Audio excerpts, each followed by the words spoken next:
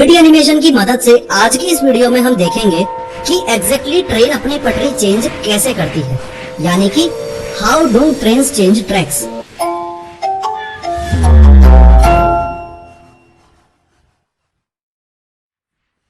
इस वीडियो की शुरुआत एकदम बेसिक से करेंगे और ये मान के चलेंगे कि ट्रेन ट्रैक्स यानी कि ट्रेन की पटरियों के बारे में आप सिर्फ ये जानते हो और ये जानते हो। इसके अलावा ट्रेन में ट्रेवल करते वक्त ये देखने के लिए हाईली एक्साइटेड रहते हो कि आखिर ट्रेन ट्रैक चेंज करती कैसे है। आप ये अच्छे से जानते हो कि ये एक ट्रेन का इंजन है और इंजन जिस चीज पे टिका हुआ होता है उसे बोगी कहा जाता है। इस बोगी में ये टोटल 6 व्हील्स लगे हुए होते हैं और इस वीडियो में ट्रेन के इस व्हील से ज्यादा इम्पोर्टेंट कुछ भी नहीं है।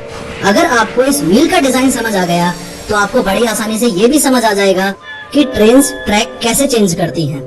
ट्रेन के व्हील का ये हिस्सा जो ट्रैक के अंदर की तरफ है लेकिन व्हील की बाकी बॉडी से थोड़ा सा बड़ा है, इसे फ्लैंज बोला जाता है। और ट्रेन के व्हील के शेप को आउटवर्ड कॉनिकल शेप बोला जाता है, यानी कि अगर आप ट्रैक से दूर जाने की डायरेक्शन में देखोगे तो व्हील छोटा होता जाएगा। अब ये जो फ्लैंज है इसका काम है ट्रैक चेंज करवाना और ये जो कॉनिकल शेप है इसका काम है कर्व्स पे या यूं कह लो कि ये मोड़ पे ट्रेन को पलटने से रोकना। आइए देखते हैं कैसे। कई लोगों को ये डाउट होता है कि ट्रेन इंजन के अंदर लोको पायलट के सामने लगा हुआ ये स्टीयरिंग व्हील ही ट्रेन को पटरी बदलने में मदद करता है, लेकिन ऐसा नहीं है। ये स्टीयरिंग एक एक्सेलरेटर है और इसका काम है ट्रेन की स्पीड बढ़ाना। अब ध्यान से समझो, इस स्टीयरिंग को घुमा के आपने ट्रेन को मूवमेंट दिया, उससे ये व्हील्स आगे बढ़ते जाएंगे। आगे बढ़ते बढ़ते ये व्हील्स अब उस जगह पर पहुंच चुके हैं जहां पर ट्रेन को अपना ट्रैक चेंज करना है।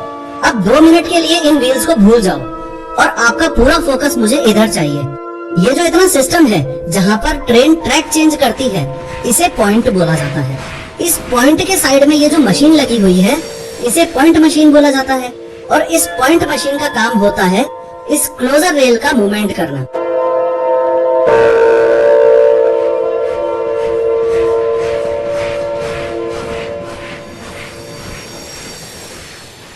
यानी कि अगर ट्रेन को राइट साइड जाना है तो ये पॉइंट मशीन इन पटरी को छोड़ के दूसरी पटरी पर कैसे जाती हैं? पर अभी भी एक ऐसा क्वेश्चन है जो कि हाईली इम्पोर्टेंट है।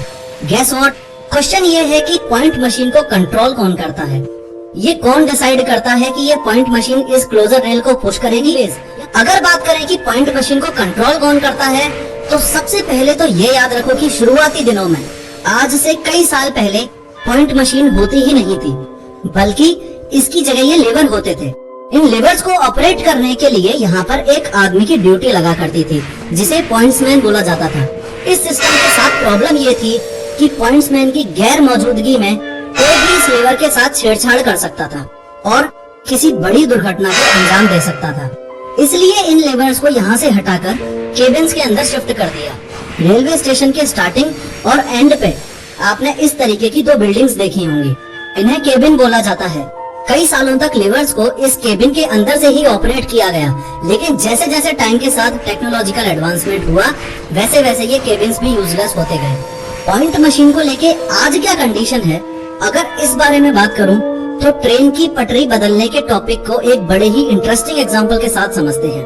अब चूंकि मैं जयपुर में रहता हूँ तो आपको यहीं के एग्जाम्पल से समझाता हूँ। जयपुर शहर में मेनली ये स्टेशन है: 22 गोदाम, दुर्गापुरा, गांधीनगर, जगतपुरा, जयपुर जंक्शन और कनकपुरा। अब ये जो 6 स्टेशन हैं, ये मिलके बनाते हैं एक सेक्शन और इस पूरे सेक्शन को जो कंट्रोल करता है इंडियन रेलवेज में उसे सेक्शन कंट्रोलर कहा जाता है। इसी प्रकार से अब इतने बड़े स्टेशन को भी कंट्रोल करने के लिए कोई ना कोई चाहिए, तो इंडियन रेलवेज में स्टेशन को कंट्रोल करने वाले व्यक्ति को स्टेशन मास्टर कहा जाता है। अब ध्यान से समझो, इस सेक्शन कंट्रोलर का काम है इस बात पर नजर रखना कि कौन सी ट्रेन को कौन सी पटरी से होते हुए किस डायरेक्शन में भेजना है। एक बार सेक्शन कंट्रोलर ने फाइनल डिसीजन ले लिया, फिर वो स्टेशन मास्टर को सूचित करेगा कि इस प्रोफेसर ऑफ हाव एक्सप्रेस को राइट साइड में डाइवर्ट करना है। फिर ये स्टेशन मास्टर इसके सामने रखी हुई इस मशीन में ये बटन दबाएगा, जिससे डायरेक्टली इस पॉइंट मशीन के पास सिग्नल जाएगा